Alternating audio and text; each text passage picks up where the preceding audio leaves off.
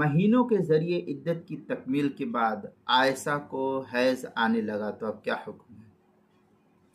چنانچہ جو مطلقہ عورت سن ایاس کو پہنچ چکی ہو اور اس نے اپنے کو عائشہ سمجھ کر مہینوں کے ذریعے عدت پوری کر لی، پھر بعد میں اسے حیض کا خون آنا شروع ہو گیا کسی وجہ سے، تو ایسی عورت کے متعلق راجح قول فقہا نے یہی نقل کیا ہے کہ اس کی عدت 3 مہینوں کے ذریعے پوری سمجھی جائے گی۔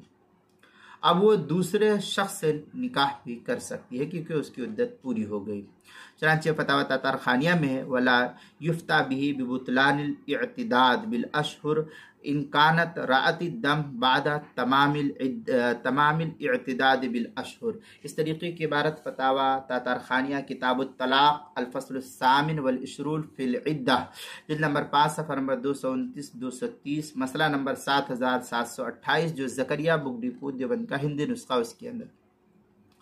رد المحتار معدر مختار کتاب الطلاق باب العدہ، جلد نمبر 5 صفحہ نمبر 194 پر ہے عائشۃ اعتدت بالاشہر ثم عاد دمها استانف بالحیض لیکن اختار بحنس ما مختارہ الشہید۔ اس طریقے کی عبارت در مختار ما شامیہ کتاب الطلاق باب العدہ، جلد نمبر 5 صفحہ نمبر 194 195، جو زکریا بک ڈپو دیوبند کا ہندی نسخہ اس کے اندر۔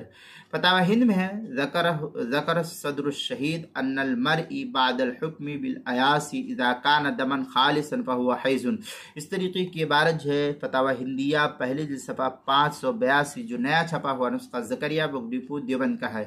کتاب المسائل 5ویں جلد صفحہ 376 اور 377 پر بھی اس کو نقل کیا گیا ہے۔